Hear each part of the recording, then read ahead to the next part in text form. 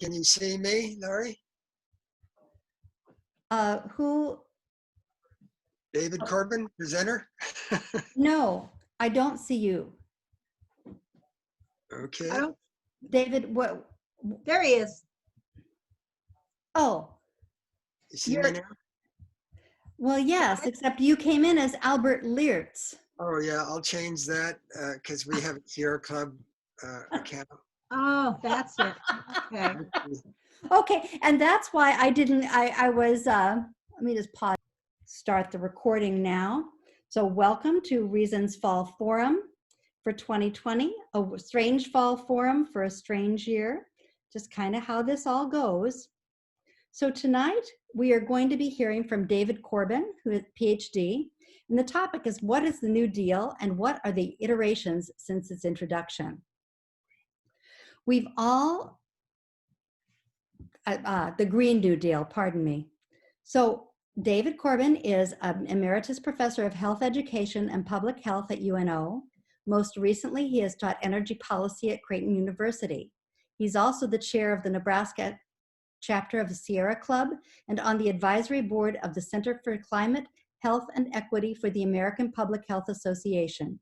He is co-author of Health for Life, a high school textbook that has been used by hundreds and thousands of high school students, and it is the first and perhaps the only high school health textbook that addresses the topic of climate change. So we're going to be hearing from David tonight, even though his box says Albert Leertz. He really is David. And if you have questions, I'm going to ask you to put them into the chat until the talk is over. And then we will be, we will unmute everyone and ask for questions afterwards. I'm sure we'll have a good discussion at that time. David, if you want to stop in the middle and ask for questions, then please do so. Okay. Okay, David, I have unmuted you. If you would share your screen, please. Okay. The rest of you may want to go to speaker view if you are on gallery view, but.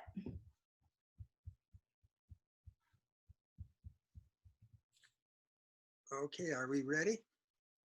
We are indeed, and we are recording. Okay, good.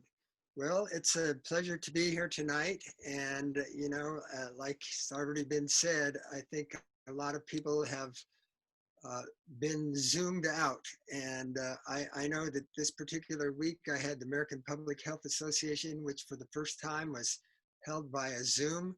There were actually 9,400 participants in that. So that was quite an ordeal to try to put together that whole thing. And then I've been on others, and I'm sure most of you have too. So if you don't like Zoom and you don't like PowerPoint, you're going to hate this. So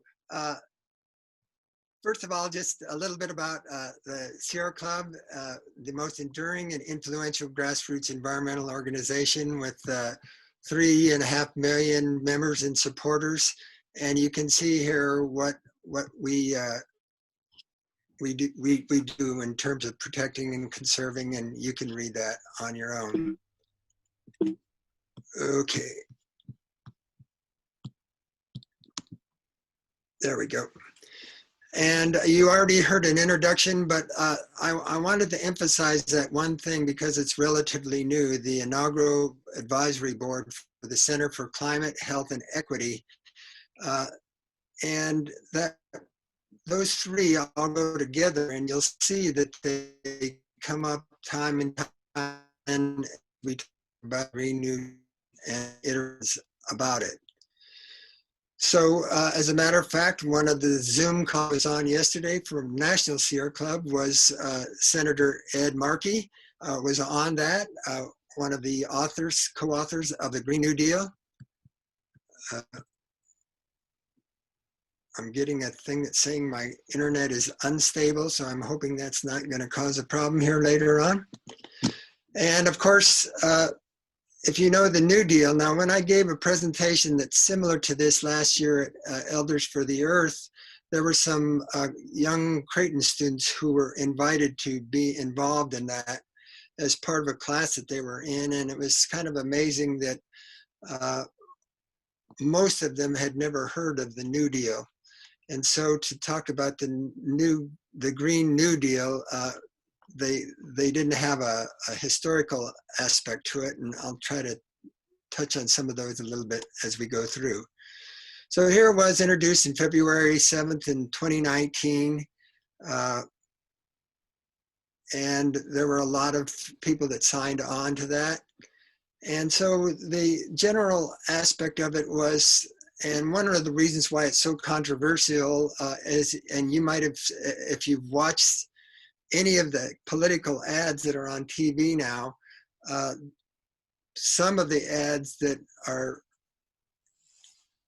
not candidates who understand climate change talk as if the Green New Deal is the worst thing that could ever happen to anybody in the world. And so it's partly because it's not just about green, it's that word equity again that I'll touch on. So the Sierra Club applauded Markey and Representative Ocasio-Cortez's Green New Deal resolution. And again, the Green New Deal covers climate, jobs, and equity. And of course, some people are very much don't believe that climate change, as if it's a belief. And then what has happened since this was introduced, of course, is that we've seen more emphasis on equity when we came across things like Black Lives Matter, and certainly during the COVID, jobs has been even more to the forefront. And so it seems like, as Senator Markey said last night, when they introduced it, little did they know how important, more important than they even thought when they wrote it, that climate, jobs, and equity would all go together. So we know the equity part is the health disparities in climate change, and as the earth heats up, inequity boils over. So it hits people who can least handle it and have the least resources harder than others. So if you look at COVID, for example, it really amplified that. So if you can see the percentage of COVID cases versus the percentage of the population, you can see that Hispanic and Black and Asian and multiracial all have higher representations of the number of cases. And part of the reason is that they might be on the front line of having to go to work. For example, when meatpacking plants were hit hard, and still are to a certain extent here in Nebraska, they were declared essential workers. And so they didn't have much choice but then to go to work. So when this first came out and you saw create jobs and protect the environment for the next generation, and talking about how important science is. There's two cities, New York City and Pittsburgh. Got my PhD at University of Pittsburgh, and my wife, who is on this, is also, she is from Pittsburgh, are the only two cities to adopt these UN Sustainable Development Goals. And you can see it's very broad, even broader than the Green New Deal. So the question is, to what extent should these all work together, and what's the argument for that? So that jobs, equity, climate all goes together, and then you can add in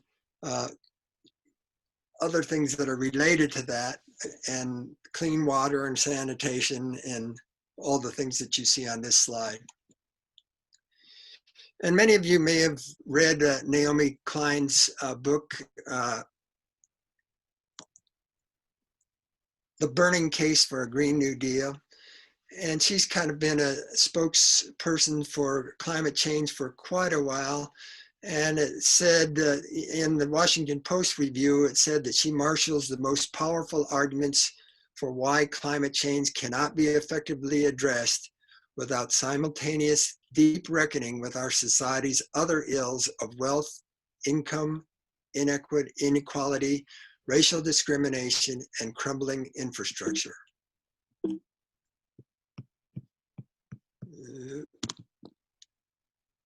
So you also see articles coming out now about feeling the heat. And this particular one, I've got to see if I can move this. Yeah. Oops.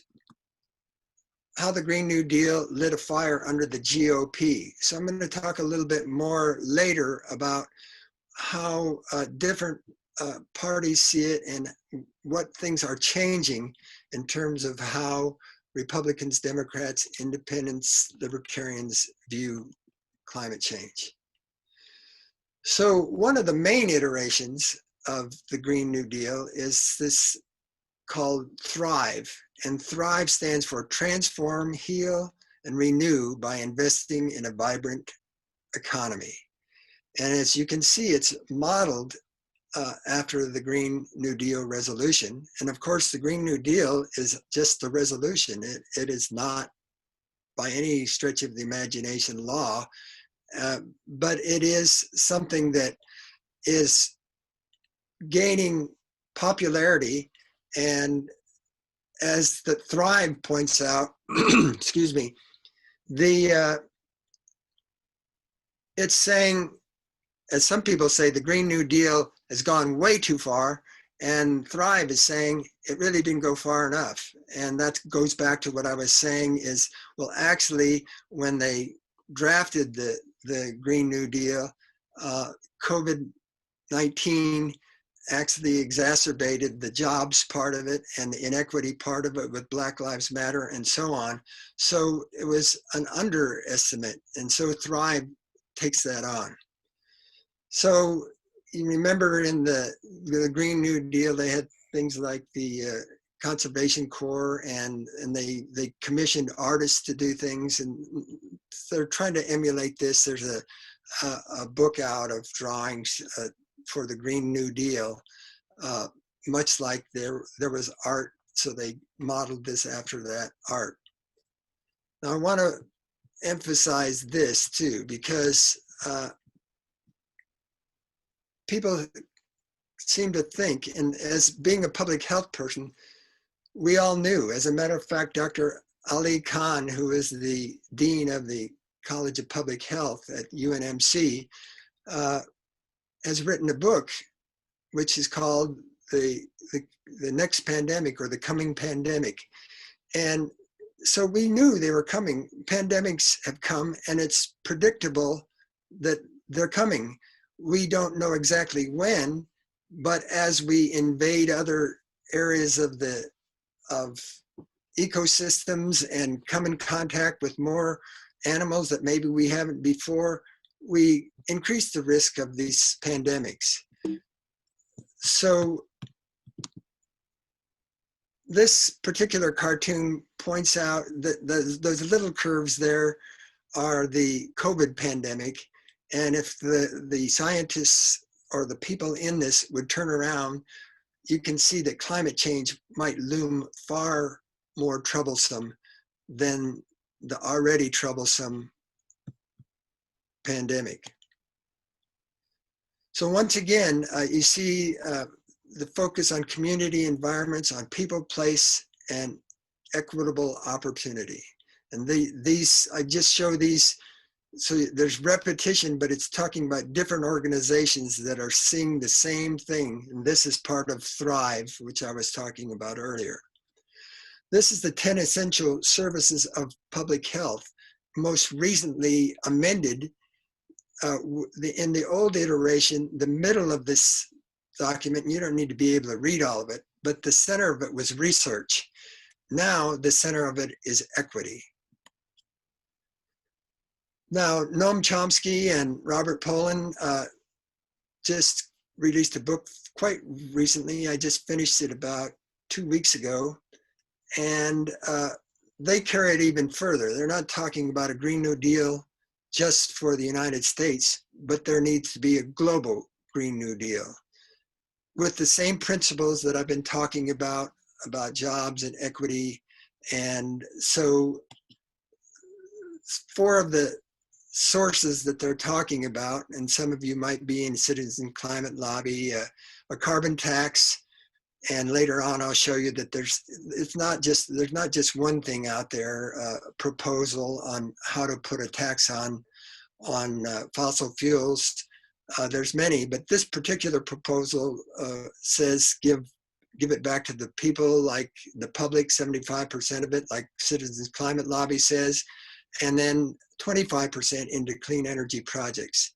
Transfer funds out of military budgets to address climate change. Indeed, if you just looked at the floods last year, you can see the amount of money that it costs for Offutt Air Force Base and for the National Guard. I think that one's $62 million to reinvigorate that and rebuild that. So we know that climate change is a security, a national security and global security issue. And then there's things about having green bonds and having people invest in that, and to end fossil fuel subsidies. Oftentimes people say, you know, renewable energy wouldn't make it without subsidies. Fossil fuels get far more subsidies than renewable energy. So here's just a list. I'm not going to go through it all, but this is what humans have done to our natural systems. And those systems can't take it anymore with the amount of people we have and what's been, when we've been increasing harms to the environment rather than decreasing.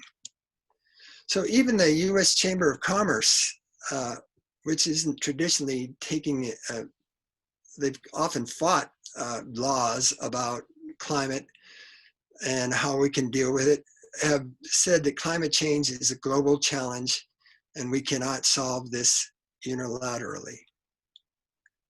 Walmart aims to end emissions from global operations by 2040. Now, in public health, one of the things that we talk about now is that your genetic code may not be as important as your zip code in how healthy you are or how long you live. So this is just an example from Lincoln, Nebraska, showing that in one zip code or one area of Lincoln, the life expectancy is approximately 76 years. And then you just go less than a few miles away and it's 90.2 years. So what is it about that place that makes things different? Are they living near highways? Are they living in poverty? Do they have less access to food? That's part of the equity issues that I've been talking about.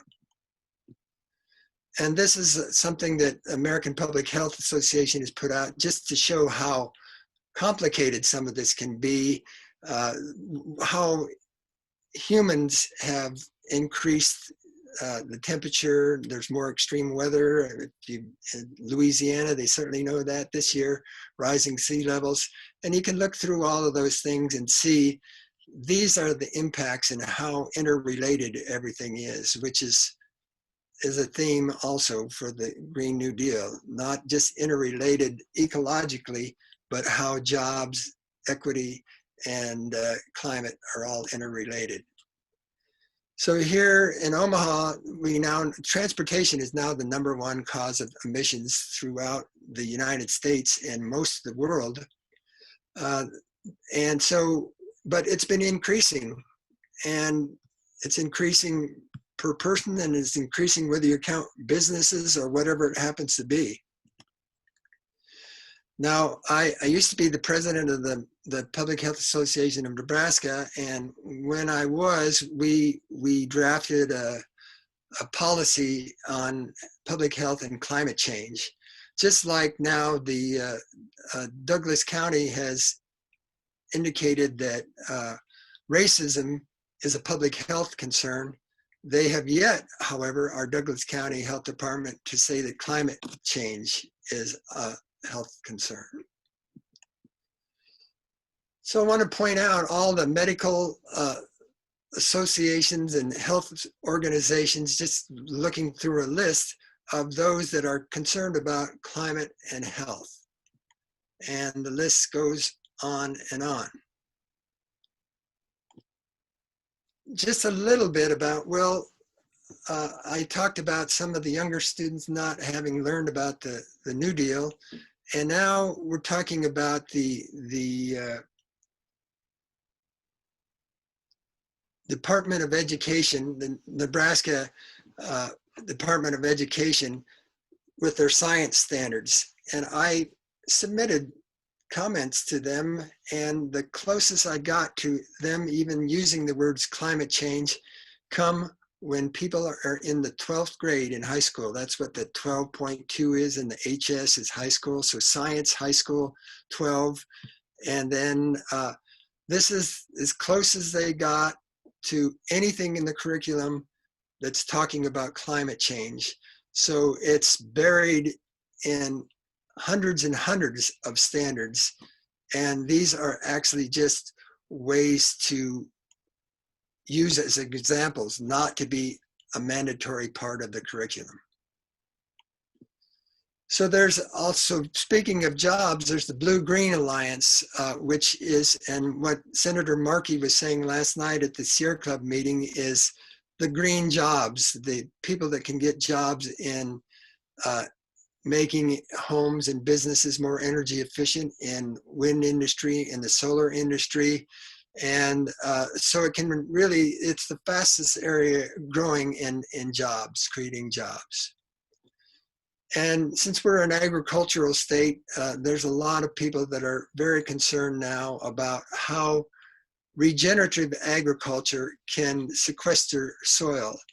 Oftentimes there's people saying, oh, don't worry about it because somebody's going to invent something that will capture the carbon dioxide and other greenhouse gases from the atmosphere, and then they'll put it down into the ground or somewhere else so that we can clean the mess we put up there in the first place. That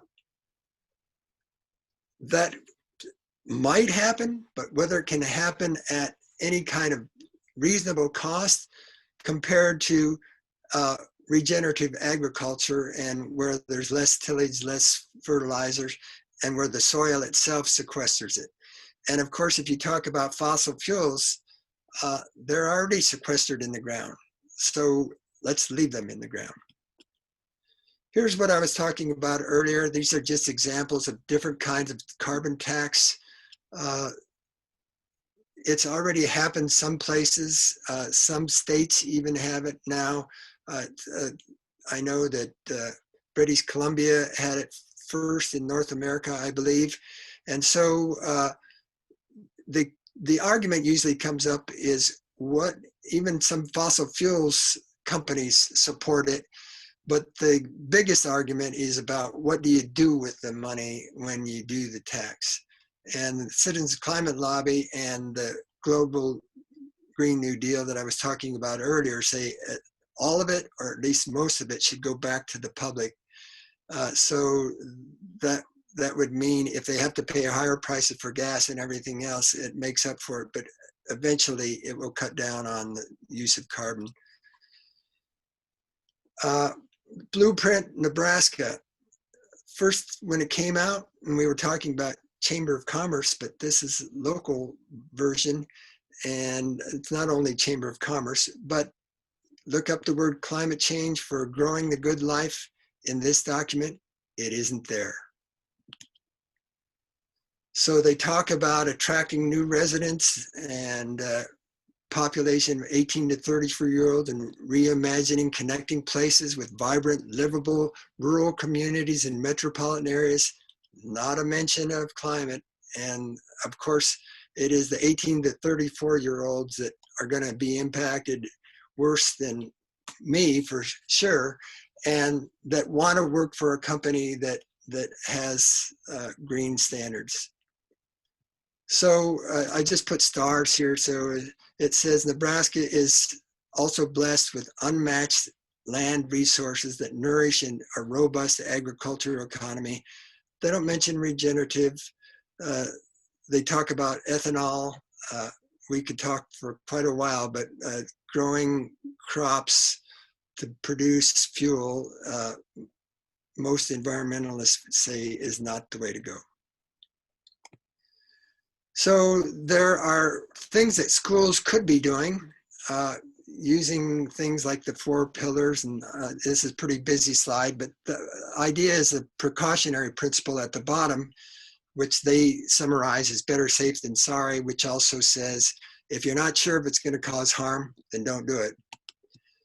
And so should climate change be taught in the schools? And you can see the overall, and then teachers, parents, Democrats, and Republicans. And if you look at that orange bar, schools should teach about climate change and its impacts on our environment, economy, and society. So this is changing as time goes on, and increasingly more people say it should be done. And here's an example. You want coal? We own the mines. You want gas? We own the wells. You want nuclear energy? We own the uranium. You want solar power? We own the solar power isn't feasible. And this one says, we aren't so much anti-science as we are pro-myth.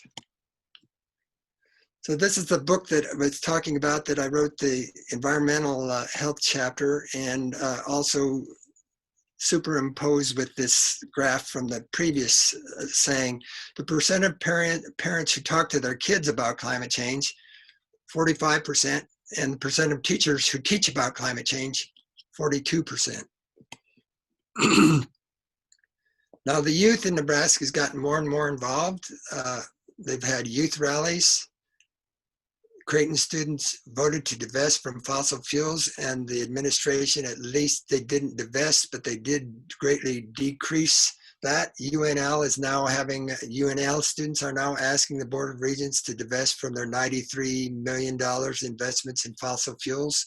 We'll see what happens with that. This is the youth climate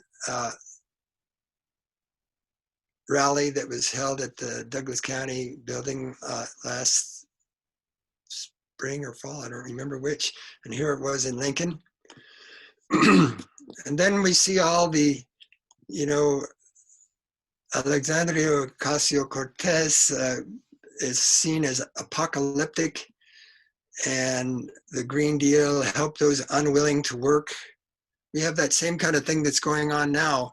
People that can't pay for their rent or for their utilities, there is CARES Act money to help those people, but the hoops that they have to jump through to get that money. So in many instances, more people are being rejected because they have to have all kinds of documentation, and God forbid that somebody might get some money that they didn't quite deserve, even though big businesses are getting them. You might have seen in North Dakota, they're getting CARES Act money, $16 million allegedly to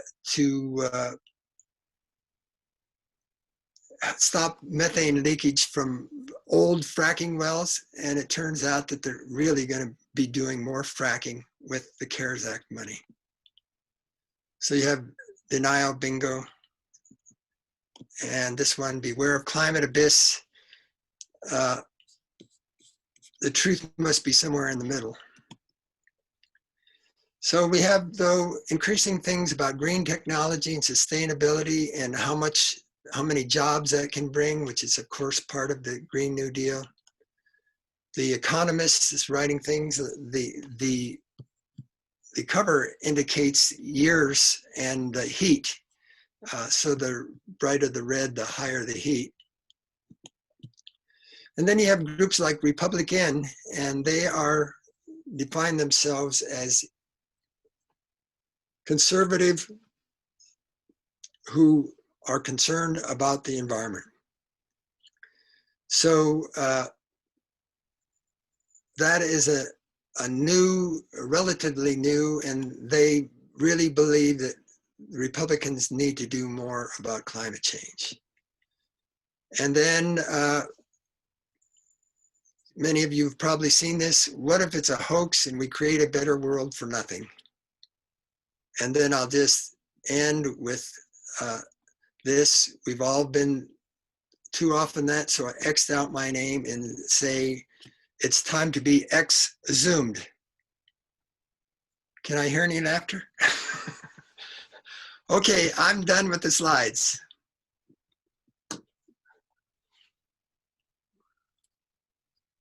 I will unmute everyone and ask people to ask questions.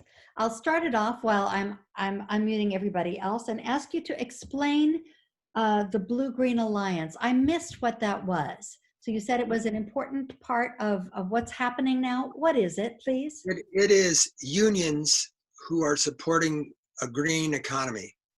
So they're saying, Senator Markey last night was saying unions who are supporting work in solar and wind. Oh.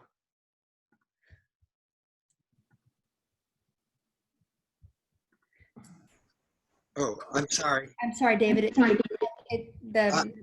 just realized the standard. I gave everybody to unmute themselves and things went weird.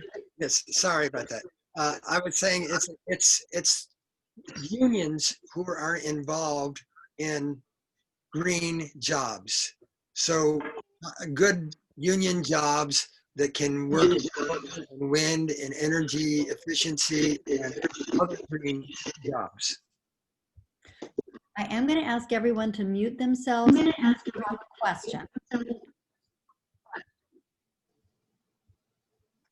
Thank you for that answer, David.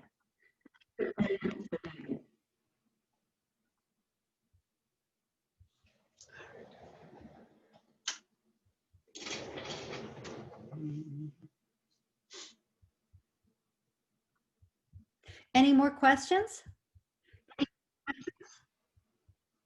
Okay, who is that? I'm not getting you, whoever it is. I can't. This is Don Nelson. I have a question. Go for it, Don. I served on a utility board for 9 years. Currently, all the major utilities in Nebraska belong to the regional grid group, Southwest Power Pool.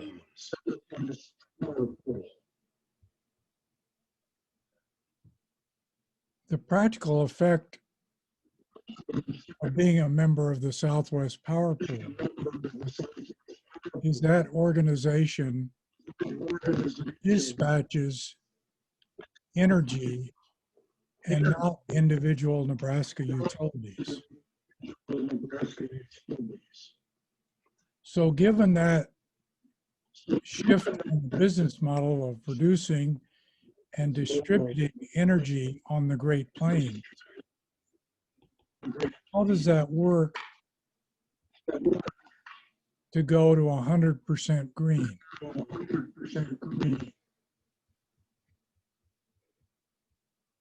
Hi, Don. We both got trained in reality at that time. Remember that? Yeah. Yeah. Well, it's good to hear you. And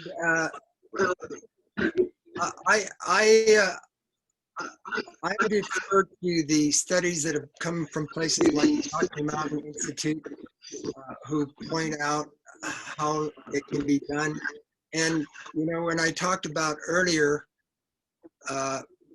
carbon sequestration, some people are saying, well, the technology is going to save us. Is the technology there right now to do 100% renewable? No. Does it look like that's a lot more reasonable and the technology is getting there and getting the cost down in the future? Yes. Well, I'm going to ask Well, I went to Boulder and talked to Amory Lovin, and I was not satisfied with his attempt to give me an answer. So did you hear something different? Yes, I mean, I could I could send you some links if you would like me to on what I believe can be done. And I mean, other things that can be done, as you know, the Southwest Power Pool requires utilities to plan for 12% more energy than they've used. And some people would question whether that's reasonable as well. So there's a whole bunch of other things. I don't want to get people bogged down and who have never even heard of the Southwest Power Pool and those things.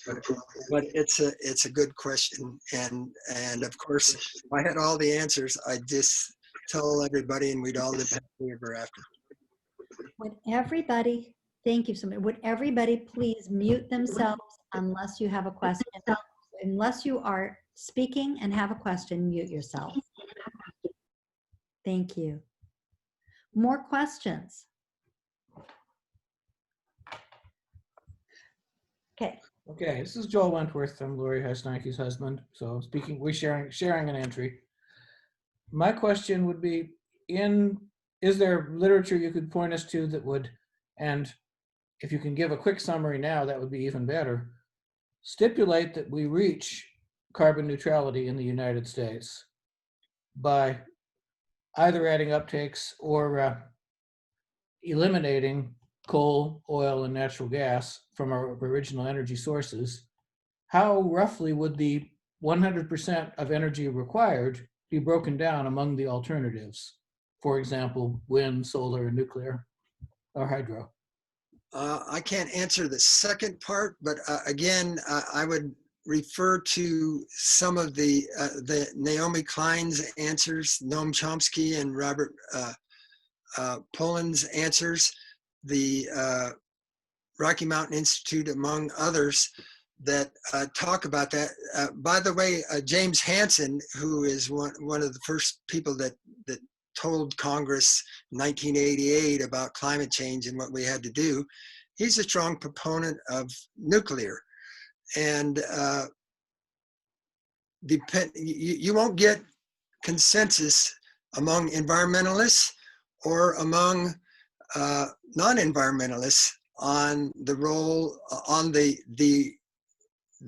distribution that you were talking about. So some would have nuclear in there, and they would say, and there's one thing they've been saying, nuclear fusion is around the corner. Well, it's been around the corner for as long as I've been alive, I think. So it hasn't happened. So they're talking about modular nuclear plants.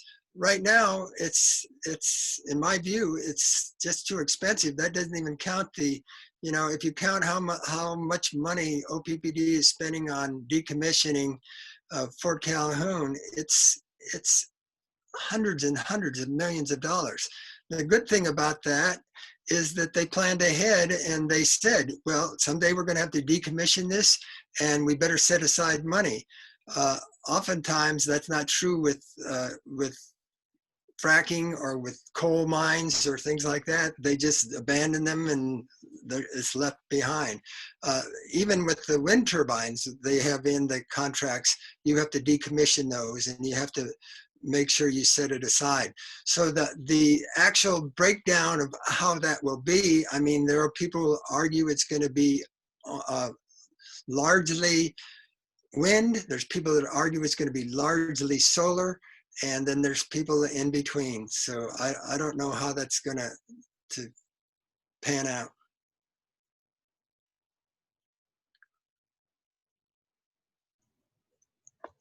I have a question. I have been keeping an eye on NPPD, OPPD's promises for more solar and wind resources in their infrastructure. Yet I am the proud owner of an electric car, and I know there is at least one more proud owner of an electric car on this panel tonight.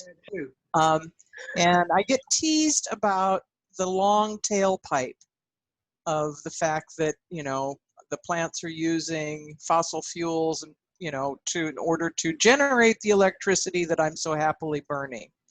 How guilty should I feel? Not guilty at all. Well, I shouldn't say at all. It's true that some of what's charging your car and my car is coal. But it's also true. I mean, there's studies after study that say even if it were all fueled by coal, it's still doing less damage to the environment than a internal combustion engine. But here, if you live in Omaha, then about 40% of yours is coming from renewable energy. And so, and if you have solar, or if you bought into OPPD's first utility solar, which they're calling community solar, and they're going to have 400 to 600 megawatts of solar in the future, then that means the wind and the solar and a little bit of hydro that's in there, that's what you're charging your car on. And so when you talk about, you're not using oil either. I mean, I still get from the Nissan, they keep sending, it's time for an oil change. And I said, no, it isn't. I don't have any oil. David, I've got 3 answers to her question. Okay. This is John Nelson again. I'm on my 3rd 100% electric vehicle. The current vehicle I drive is a Tesla. And there are 3 ways. I agree with David, you shouldn't feel guilty at all. But if you can't get over your Calvinistic upbringing, there are 3 ways to offset any carbon footprint based on using electrons that came from a fossil fuel production facility. One is to buy a panel.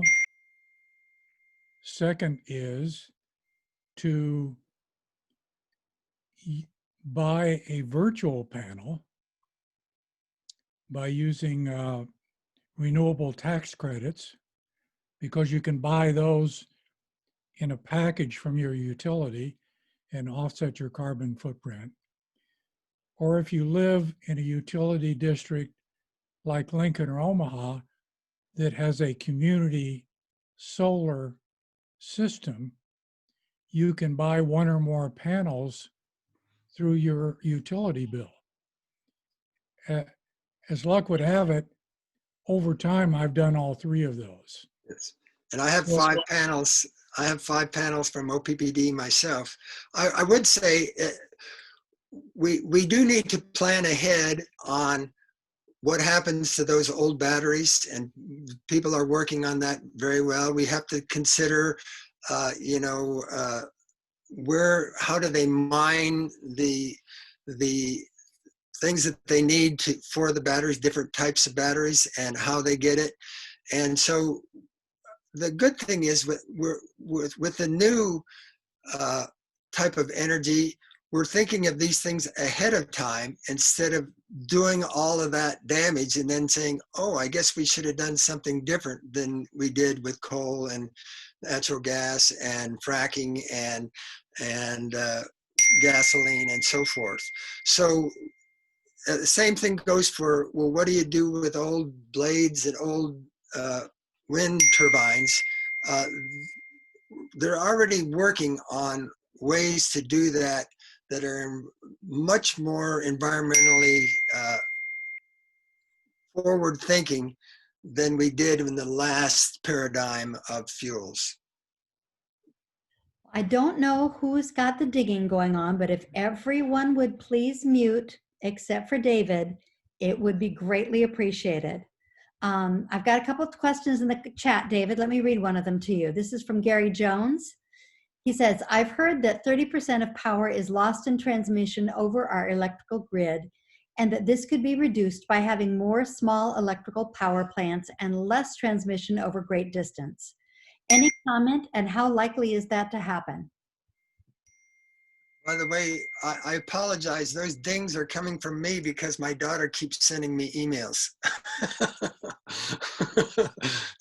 I'm not going to answer them right now. I was distracted by that, so just remind me of the main. 30% of power is lost in transmission over our electrical grid, and it could be reduced by having more small power plants and less transmission over great distances. So how likely is that to happen? Well, that's the beauty of renewable energy, particularly solar. I mean, if solar is, if you put it on your house, if you put it over a parking lot in a big city, it's very close to where it's used. So you don't lose so much of that energy because you don't have to you don't have to have it go long distances.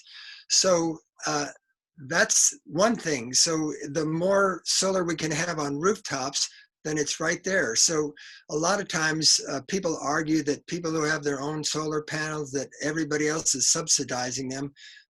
If you look at the true value of solar, you could say actually they're helping. They're maybe helping during peak times when it's the hottest. And there are other things that are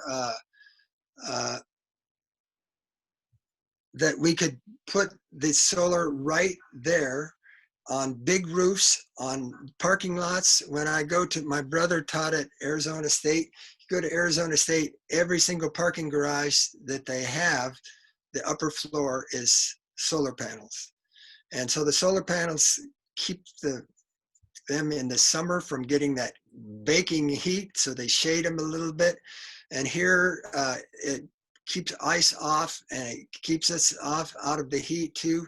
So yes, the closer you can get them to have more,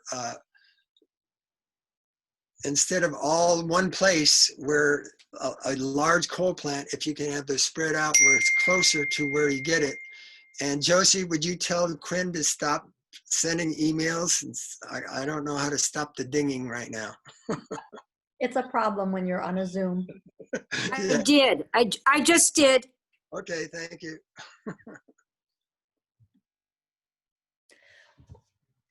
So the Green New Deal is going to be a piece of legislation.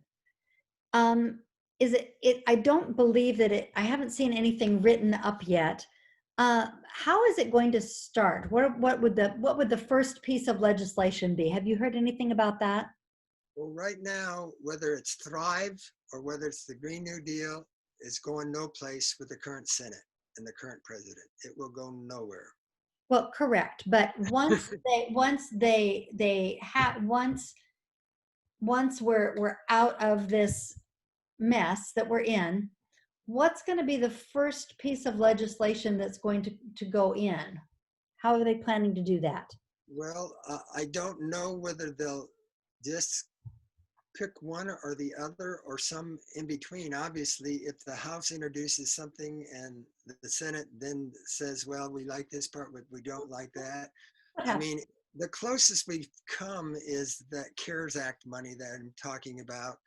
And that is where they said, well, we need to help people. And they don't agree on the best way to help people and which people they should help, but they did agree to put the money out there. And so I suspect it's going to be something along those lines. It obviously weighs heavily on who gets selected this coming week.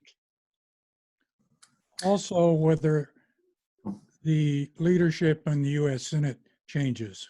Yes, that's what I was referring to. Yes, Joe Biden could become president, but exactly. he's still screwed if he's got Mitch McConnell running the U.S. Senate. Yes, that's what I was referring to. As if we don't get the Senate to support what the House is doing, then it's not going anywhere. Unless they could come up with some kind of compromise. That's possible, but I don't know really. Have you been drinking all day? Well, like I said, they did come up with some kind of compromise on the CARES Act. It wasn't the best, but they did something. So it's more of a question if we'll have another. David, I have a question. And I'll preface this with, I work with a lot of people in agriculture. One of the things I hear from a lot of, producers and, frankly, a lot of lobbyists who are on the right is, there's a lot of rabble-rousing about how the Green New Deal is going to impact agriculture, but none of them really state specifically what is actually in the Green New Deal and how it might specifically impact agriculture. All of the statements that they really say is something along the lines of this is going to kill dairy production in the state of Wisconsin or kill beef production in Nebraska. So I guess what I'm wondering is what is specifically in the Green New Deal that as it pertains to agriculture? Specifically, I can't get too specific other than it supports things like regenerative agriculture. And so, you know, our Sierra Club member that's most done more presentations about that is Graham Christensen. And so it's ways to sequester carbon and have good food, but it is not monoculture like we currently have, and it's not industrial ag that's going to be the answer. And that's where the opposition is very strong. And it looks like you get a Martin guitar there in the background too. That's a knockoff Martin guitar. Oh, okay. It's a 12-string that's missing a few strings, so it's a wall hanging now. Okay.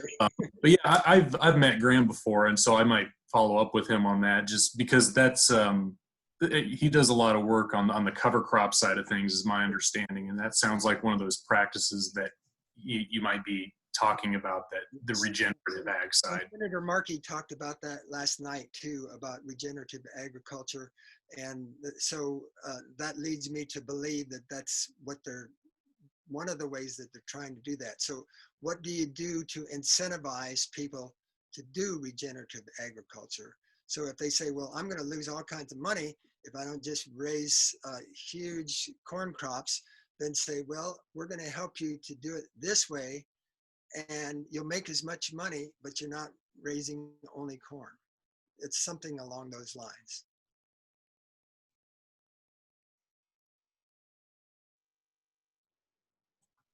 Well, I thought I would make some comments.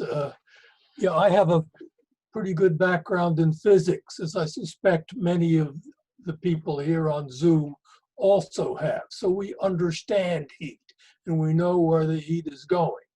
But I mean, most people have no understanding of physics. And I think they feel that all of a sudden if things get too hot, all of a sudden we can just stop putting CO2 in the atmosphere and everything will immediately get better. They don't realize that when they stop, it will take like 100 years to get back down to where we are now. Yes, and that's part of the problem. It's up there, and it's not. We've already put too much up there to start with. So, and that's where I was talking about the people who seem to think, you know, that they can seed the atmosphere or recapture that. To me, it's the equivalent of the nuclear fusion is around the corner. Well, there was an excellent program last night on Nova, something like Can We Cool the Planet? And it went through a lot of that technology. And I came away with the conclusion that agriculture is the best way of sequestering carbon. But it's not a single answer. You can't just do agriculture and then that solves the problem. But that's a large portion of what we could do. Well, my comment on taking carbon dioxide out of the atmosphere is I think it's comparable to taking salt out of the ocean, which is the scale of it is essentially unmanageable. Yeah, they can do it, but at what cost? Yes. Yeah. I think one of the problems is people imagines the atmosphere as being huge, monstrous. And I did some calculations and I think it fit what I'd read with others. If you take the standard globe that many of us used to have in our home, if you figure what the atmosphere is, it's about 2 pieces of paper over it.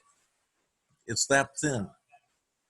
Yeah, in the climate reality that Don was on the training there and I was on, and maybe some of you others were there, that Al Gore has, the first slide that we show is the Earth, and then showing how thin that layer of atmosphere is.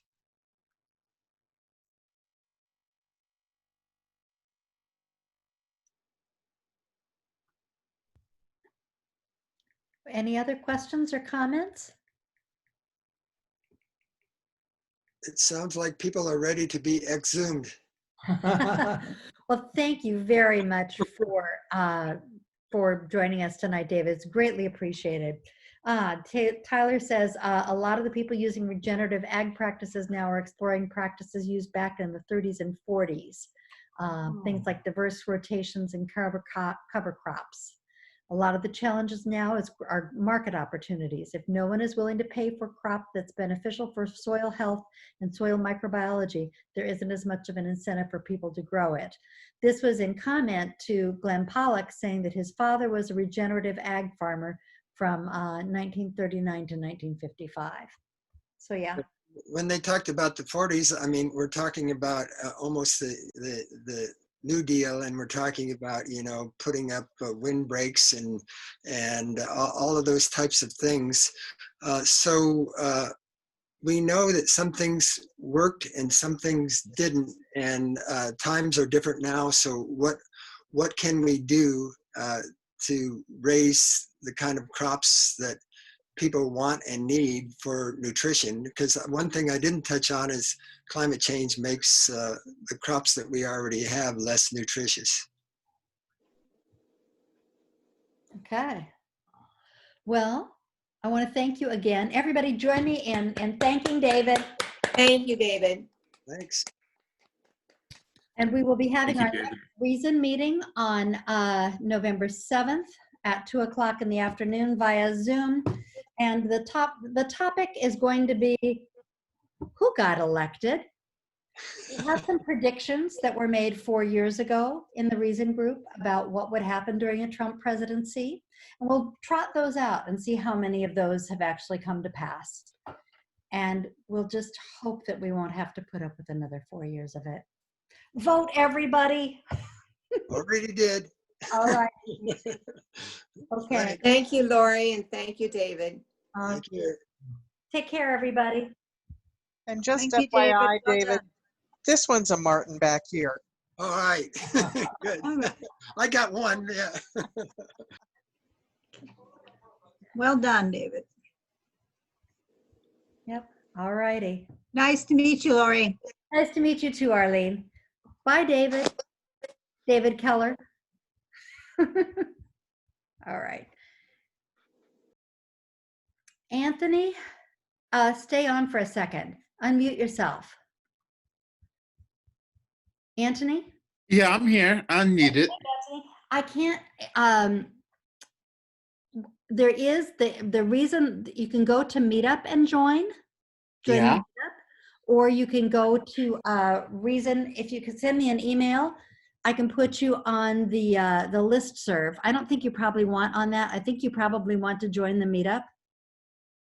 Okay, I can access Meetup. No problem. Yeah, look for Reason Omaha there, because the listserv is, you know, people send emails all the time, so it's just it's a big discussion forum. If you're interested in a discussion forum, might be a place for you. But if you All right, no worries. Thank you, Laurie. all righty, good to hear from you. Take care. You do the same. Bye-bye. Bye bye.